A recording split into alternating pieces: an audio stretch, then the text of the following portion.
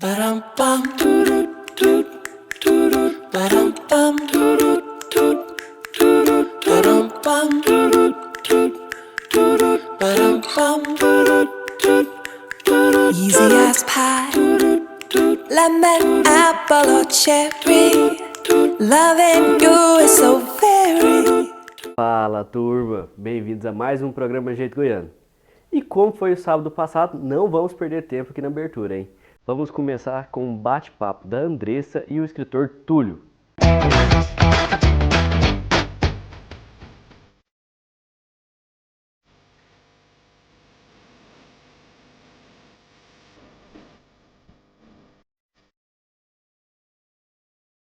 Oi, gente, tudo bem? O Fica a Dica de hoje está um pouquinho diferente. A gente está num ambiente bem agradável para o nosso convidado. A gente está aqui na Livraria Palavrear para conversar com o Túlio, que é um escritor, já escreveu vários livros e é a segunda vez que ele está aqui. Túlio, obrigada por ter vindo aqui conversar com a gente de novo e agora contar uma novidade, né? Eu agradeço o convite, Andressa. Faz um ano, né? Ontem fez um ano que a gente teve uma primeira entrevista falando sobre literatura também. Só que na ocasião eu tinha lançado esse livro aqui, que é uma coletânea de contos. Para quem não me conhece, eu me chamo Túlio Augusto Lobo, sou professor de história, escritor, contos. Recentemente agora publiquei um romance, que é um romance histórico, fala sobre um pouco da história do Brasil, se passa nos primeiros séculos de colonização. E assim, na minha trajetória como escritor, eu procuro sempre valorizar a cultura goiana, a cultura nacional, trazendo esses traços da cultura popular para dentro da minha literatura. E conta pra gente um pouquinho do que tem nesse livro aqui, o que as pessoas vão encontrar nesse livro novo. Então, no romance Terra Brasilis, eu falo sobre a vida íntima, as relações familiares, né, dentro do casamento, as relações de poder, o processo de invasão portuguesa às terras indígenas, porque por muito tempo se adotou o termo colonização, né, o encontro, né, só que haviam pessoas vivendo aqui. E aí no meu romance eu abordo pela perspectiva da invasão das terras. E aí eu vou falar sobre essas relações, sobre esses conflitos, né? Porque diferente daquilo que às vezes é romantizado na literatura ou no cinema, na arte no geral, eu procurei trazer aqui uma coisa uma ficção mais realista. Com uma forma de conscientizar a população também, né? Com uma forma, né, de conscientizar e para entender também que muito do que a gente vive hoje é fruto de coisas que ocorreram no nosso passado mais distante ou recente. E esse processo de colonização, invasão portuguesa, e tudo que está envolvido ali, a escravidão dos povos africanos, né, isso tudo tem reflexo até hoje, nos dias atuais, no que a gente vive, né, na sociedade, nas desigualdades. O que a gente tem vivido no Brasil está relacionado ao nosso passado. Túlio, e conta pra gente como é que começou essa coisa da escrita, assim, vou escrever um livro e unir isso com a sua profissão, porque você é historiador, dá aula de história, como é que foi isso?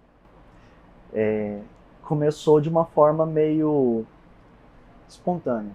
A primeira coisa que eu escrevi, eu não sabia que era conto. Minha esposa falou, olha, você é muito criativo, porque às vezes eu vejo uma situação na rua e eu sou muito de observar as pessoas. Eu vejo uma situação na rua e aí eu já invento uma narrativa em cima daquilo. E sempre foi assim, desde criança. Eu era um menino assim que gostava de ficar mais sozinho e eu usava muito a imaginação. Então, ela falou, olha, escreve alguma coisa. E aí eu fui escrever, mostrei para ela, ela falou, isso é um conto. E eu não sabia que era um conto. E a partir daí eu não parei mais de escrever. Virou um hábito para mim. Hoje é algo com o qual eu não consigo viver sem escrever. E já são quantos livros? Tem vários ali. Meus, como autor solo, eu tenho 6 livros, porque eu tenho uma peça de teatro que é uma comédia de costumes que não está aqui, um exemplar físico. Tenho 4 livros de conto e o romance, né? E agora em dezembro eu vou estar lançando mais um de contos, que são contos que eu coletei de pessoas idosas, mitos e lendas do interior, como o Meleta, né, que é o tamanduá bandeira andando no trieiro e abraça o compadre, a coisa da cuia na vela para encontrar alguém que se afogou no rio. Então eu tô sempre nesse processo assim de tentar valorizar a nossa cultura, eu acho isso importante. E a gente estava falando, você dá aula para alunos de várias idades, né? Isso, E- sexto ano, atualmente é sexto ano. E como é que é essa relação? Tipo, como que os meninos se sentem? Ah, meu professor é escritor também. Então, eles, quando eles descobrem, assim, eles perguntam muito, o professor publicou um livro, lançou, e aí me pedem para ler os meus livros, e eu levo um livro de contos, às vezes eu não levo um livro meu, às vezes eu compro um livro, dou de presente, até por como escritor e como professor, eu acho importante fazer um incentivo à leitura, né? E nessa fase do sexto ano é uma fase essencial para isso. Mas eles ficam empolgados, assim, no geral eles ficam, nossa, professor, escrever, como é que é? E eles me perguntam, né, como é o processo de escrita. E era isso que eu queria te perguntar, como é que você trabalha isso dentro da sala de aula? Porque assim, você serve como exemplo para eles, né? É um espelho ali. E como é que você trabalha isso dentro da sala de aula para incentivá-los tanto a ler quanto a escrever? Eu sempre procuro trabalhar a disciplina de história intercalando com outras áreas do conhecimento.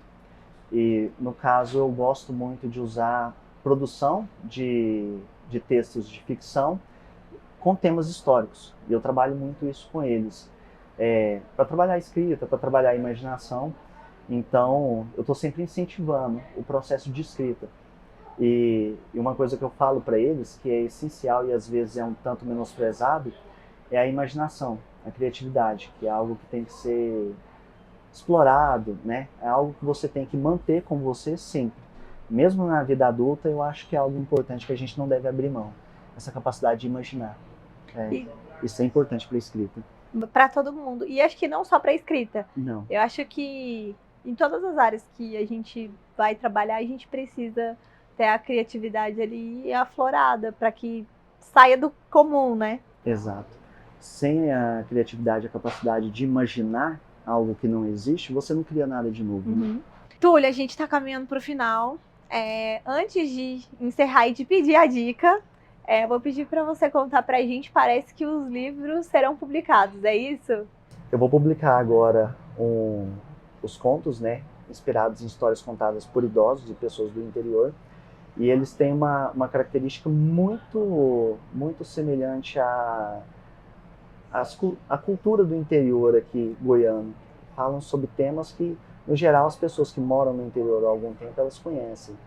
E esse eu vou estar publicando agora no final do mês de novembro. Então já é logo ali. Logo. E aí a gente vai lá cobrir, hein? E quem quiser saber, né, tem o meu Instagram, que é Túlio Augusto Lobo. E é isso, o Instagram dele vai ficar aqui embaixo para vocês acompanharem. Ele tá sempre falando dos livros e das novidades, né? Quando vem livro novo, ele posta lá.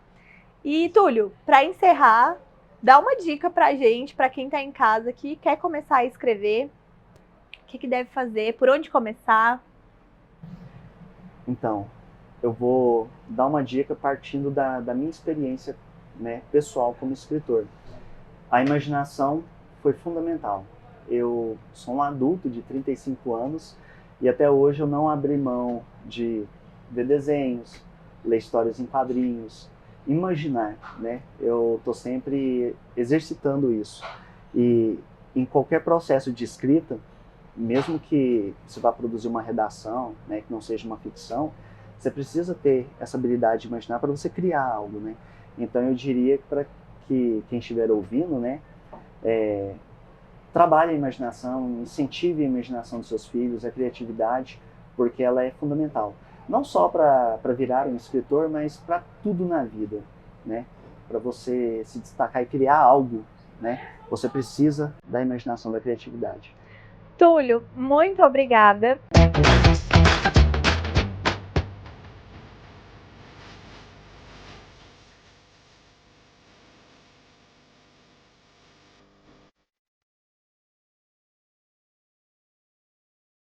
Pessoal, agora vamos acompanhar as dicas do Bruno no Minuto Fitness. Fala galera, Bruno Cruz, personal na área. Estou aqui para tirar a sua dúvida no nosso Minuto Fitness. Acompanhe aí que tá muito legal.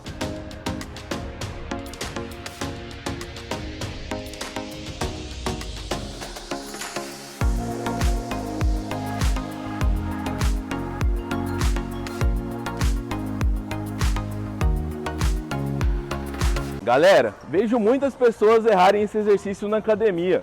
O que está errado? Nesse exercício, se você quer trabalhar quadríceps, tá? Que é essa parte da frente da perna, você não pode balançar o quadril. Então vamos lá, vamos deixar de ser ignorantes. Para aí, Kaique. Diminua a carga do exercício. Segure na lateral do aparelho e veja o movimento. O seu bumbum, o seu quadril, ele fica preso ao banco, tá?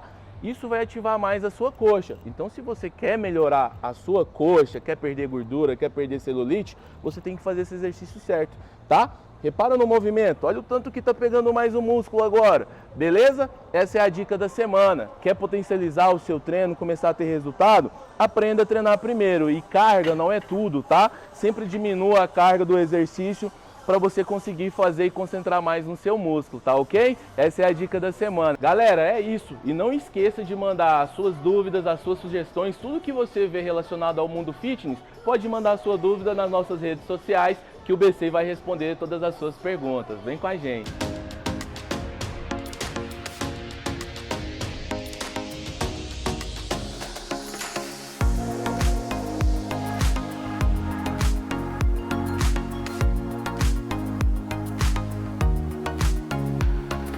Pessoal, essa é a estreia do novo quadro, chama Minuto Cop, que é tudo sobre o cooperativismo. Acompanhe aí.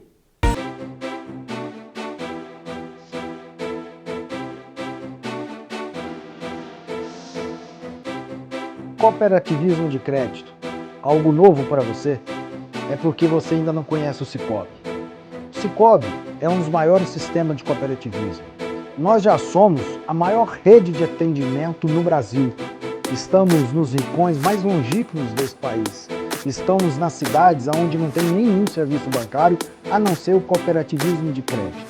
Nós prestamos todos os tipos de serviços bancários. Temos talão de cheque, cartão de crédito, aplicações, crédito agrícola, crédito rural, todo tipo de crédito que você, sua empresa, pode precisar. Queríamos convidá-lo a vir a conhecer o cooperativismo, para que você conheça por dentro, para que você faça parte também do cooperativismo de crédito, em especial o Sicoob. E ao final, nos nossos balanços, ao término de cada ano, nós ainda temos as distribuições de sobras. Pagamos juros ao seu capital e você faz parte de tudo aquilo que no banco tradicional é o lucro dos acionistas, no cooperativismo distribuído entre todos os cooperados que participaram para formar aquele bolo das nossas sobras. Venha conosco, mais uma vez te convido para fazer. Pessoal, vamos para um breve intervalo, daqui a pouco estamos de volta. Lembrando que no final ainda tem uma super entrevista com Augusto Cury, que vocês têm que acompanhar, hein? E se você quer ser um dos nossos parceiros, é só chamar aqui no contato da tela. Eu só queria te contar sobre o cooperativismo financeiro. A união de pessoas. Gente que não é só cliente, é dona e dono. Isso é ter voz. Participação até nos resultados. Cooperativa não é banco nem fintech. É inclusão de verdade. E quanto mais gente fizer parte, maior será a transformação. Aí, a explicação. Tem explicação. Mais que uma escolha financeira. Sicoob. Biotina, Nutricolin, zinco e piridoxina. Esses são apenas alguns dos nutrientes que vão deixar seu cabelo e unhas mais saudáveis. Com uma incrível ação antioxidante, nós desenvolvemos este produto Cabelos e Unhas. Para ajudar a evitar a queda dos cabelos e na saúde da manutenção dos fios, além de deixar as suas unhas muito mais fortes. Por se tratar de um suplemento alimentar, pode ser usado tanto por homens quanto por mulheres e não tem contraindicação.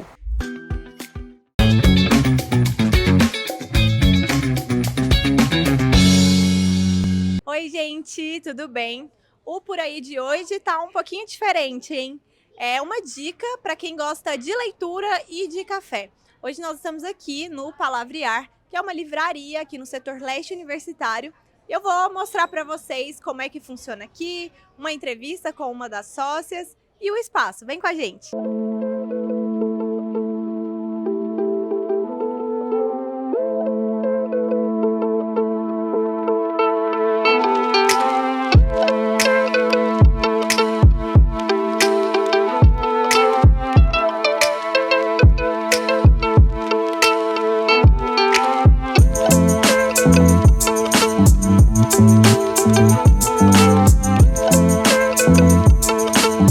E agora a gente está aqui com uma das sócias da Palavrear, que é a Natália Garcês. Natália, muito obrigada por ter vindo conversar com a gente aqui hoje. E conta pra gente como que surgiu a ideia de criar esse espaço.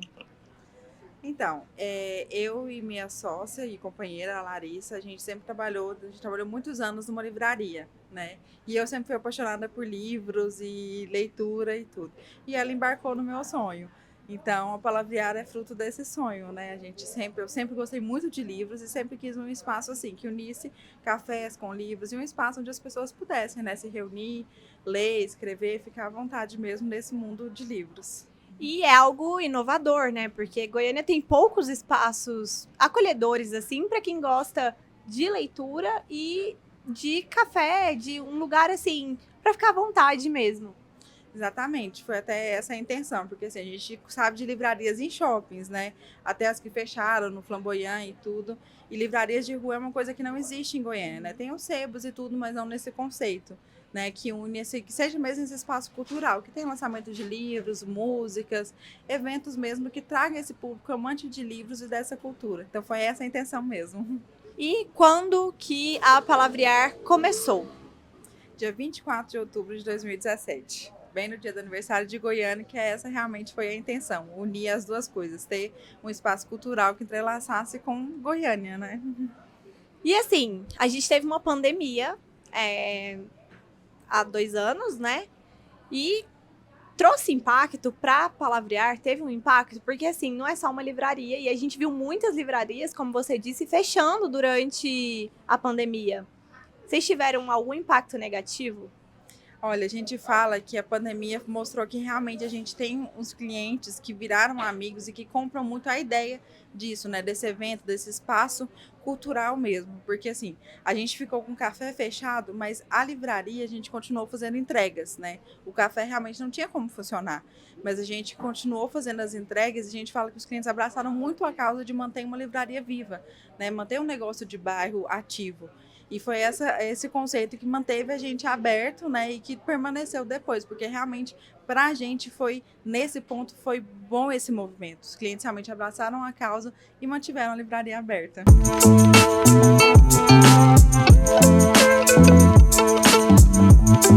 Natália, conta pra gente como que funciona a Palavrear e quais são as opções do público que vem até aqui.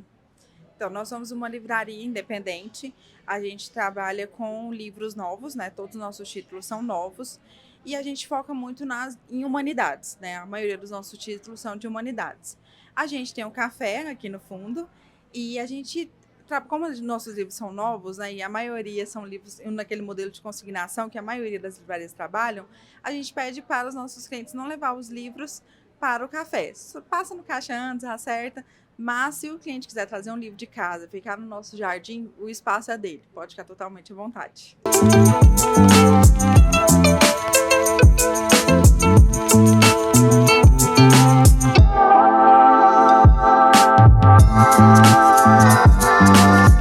O Por Aí dessa semana vai ficando por aqui. Espero que vocês tenham gostado. Venham conhecer a Palavrear. Aqui tem mais de 13 mil exemplares de vários gêneros. É isso e até a próxima!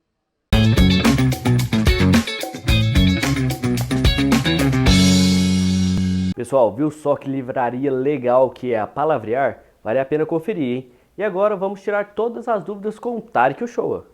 Olá pessoal, meu nome é Tarek Uchoa, sou advogado e nós estamos aqui para tratar de temas atuais do direito e falarmos de forma descomplicada, para tirarmos aí todas as dúvidas com relação ao direito. Fiz um concurso e não sei como olhar se passei. Onde posso fazer essa consulta? Pô, é bacana esse questionamento aí do nosso telespectador com relação ao concurso público. A gente precisa entender primeiro que a administração pública ela é regida por alguns princípios. E um princípio é o princípio da publicidade, da efetiva publicidade. Então, o candidato ele pode sim pesquisar o nome dele no Diário Oficial, seja no Diário Oficial da União, se for um concurso da União, ou nos outros entes, como o Estado e município.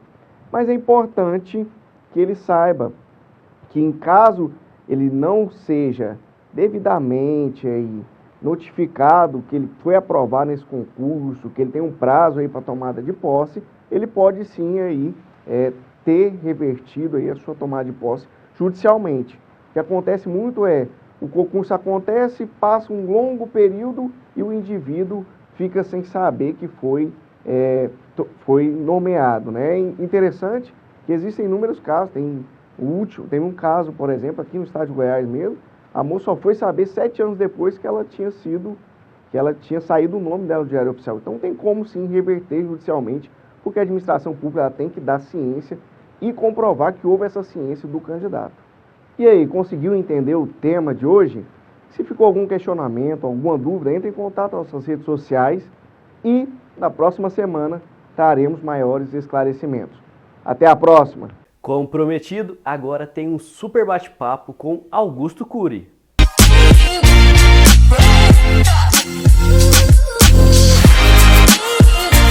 Fala, turma! Olha, hoje a gente está aqui no Centro de Convenções da PUC para falar com o maior autor de psiquiatra, escritor do mundo, Augusto Cury. Seja bem-vindo ao nosso programa, Augusto. Tudo bem, Léo? Uma grande honra falar sobre o primeiro programa mundial de gestão da emoção para o setor imobiliário. Por que é fundamental que as pessoas não apenas tenham uma residência, uma casa, um apartamento, mas aprendam a viver de maneira harmoniosa, tranquila e serena na mais complexa residência, a mente humana. Aqui hoje, além de funcionários da FGR, que é parceira do evento, terá vários clientes também. O que o pessoal pode esperar dessa palestra e assim, como que é essa gestão de emoção? Bom, a FGR ela está na vanguarda do mundo, porque é a primeira construtora que adotou o programa de gestão da emoção. Não apenas no Brasil, mas no mundo, porque eu sou autor desse programa, e o programa de gestão da emoção é diferente da inteligência emocional. Na verdade, a emoção nunca é inteligente. Houve um falso conceito que permeou o mundo todo. A emoção transforma uma barata num dinossauro, uma plateia numa plateia de predadores, por isso que existe a glossofobia, e 3/4 das pessoas, ou 75% tem glossofobia, 70% tem timidez e insegurança, grande parte das pessoas estão apresentando ansiedade, sofrimento por antecipação, autocobrança, autopunição. Além disso, apresentam um comportamento atroz, que é apontar falhas, pais que são apontadores de falhas e casais que também são especialistas em apontar erros um do outro, estão aptos para conviver com máquinas, mas não para formar mentes brilhantes e construir relacionamentos saudáveis.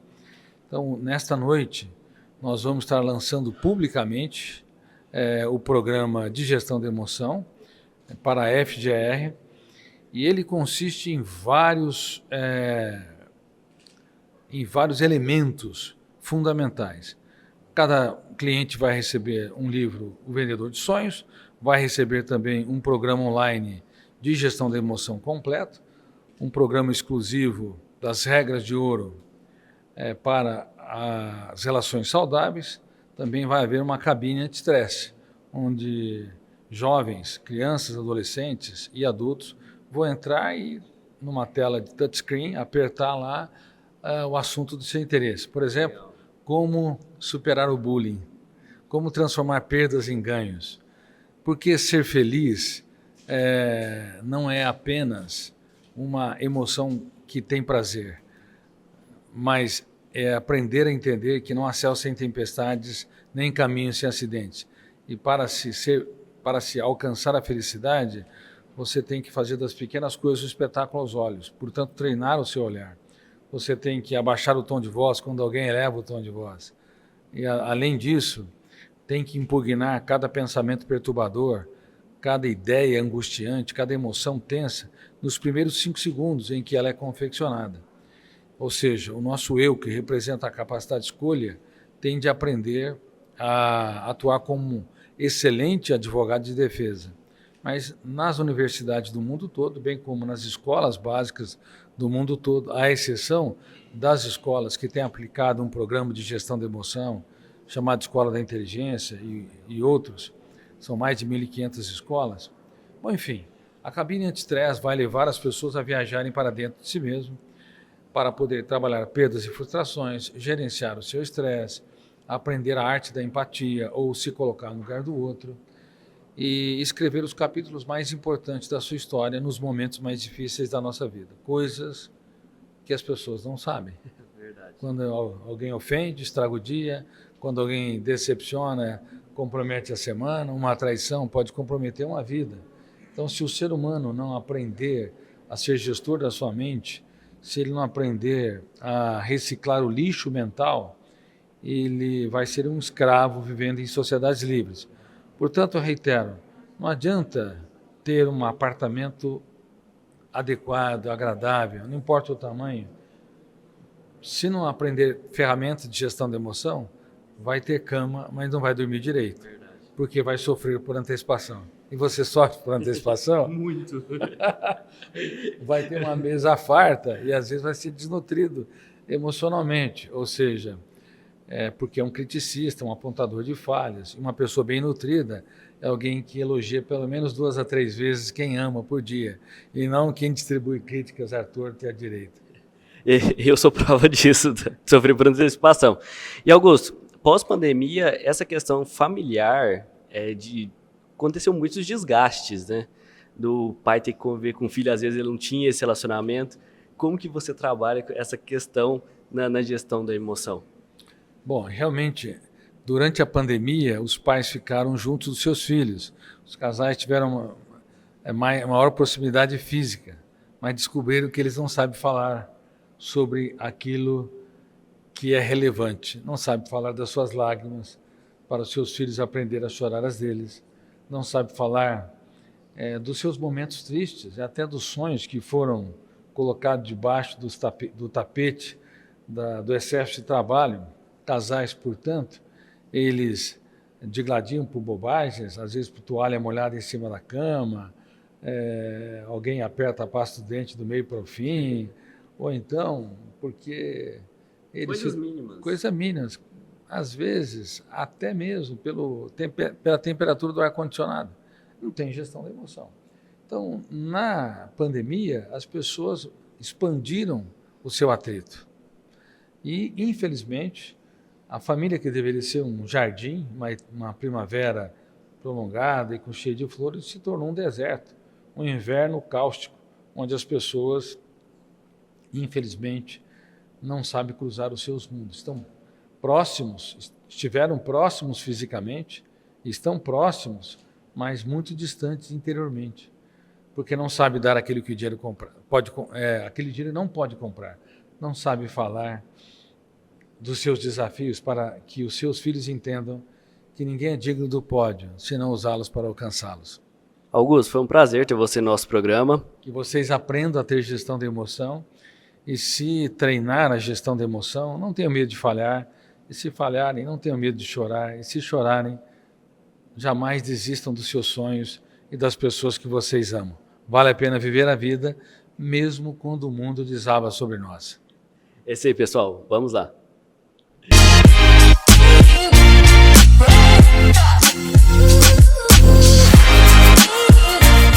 Pessoal, estamos chegando ao fim de mais um programa. Espero que tenham gostado. Siga nossas redes sociais, @Programa Jeito Goiano. E nosso canal no YouTube também, youtube.com/Programa Jeito Goiano. Até a próxima semana. Fiquem com Deus. Fui!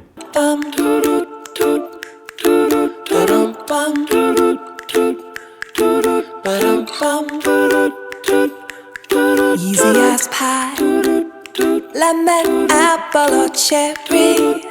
Loving you is so very